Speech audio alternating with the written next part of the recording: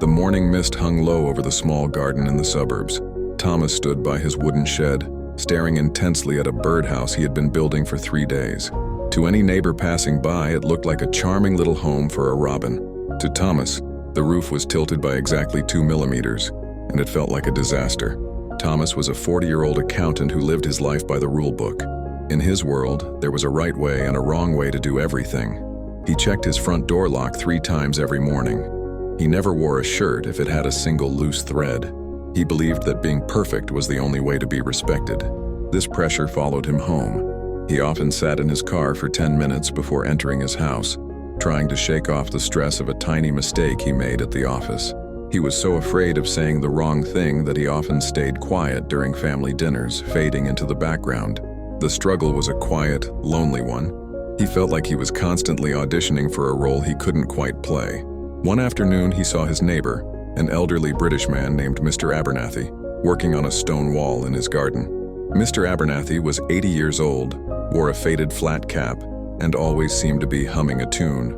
Thomas watched as Mr. Abernathy tried to fit a large, jagged rock into the wall. The rock didn't fit. It was lumpy and had an odd, sharp corner that stuck out. Thomas walked to the fence and asked, "Mr. Abernathy, aren't you going to trim that stone down? It's ruining the straight line of the wall." Mr. Abernathy stopped humming and looked at the stone. He said, "Well, Thomas, if every stone were a perfect square, this wouldn't be a stone wall. It would be a brick wall." Thomas shifted uncomfortably and asked, "But doesn't the unevenness bother you?" The old man patted the jagged rock and smiled. He said, "The gaps are where the moss grows, son. And the moss is what holds the moisture that keeps the garden cool.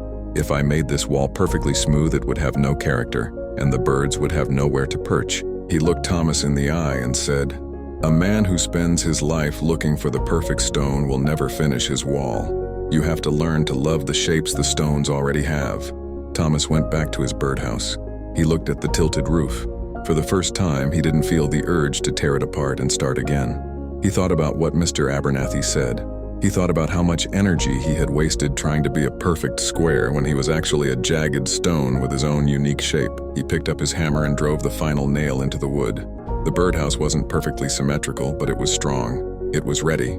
He realized that his flaws, his quiet nature, his nervousness, his mistakes, were just the places where his own moss could grow. They were the things that made him real. He felt a sudden, sharp sense of relief, like a tight knot finally being untied in his chest. He took the birdhouse and hung it on the old oak tree in his yard. He stepped back, wiped the dust from his hands, and smiled at the slight tilt of the roof. And that afternoon, as he watched a small bird fly toward its new lopsided home, he finally understood that being real was much better than being perfect. If this story touched your heart, share it with someone who is too hard on themselves today.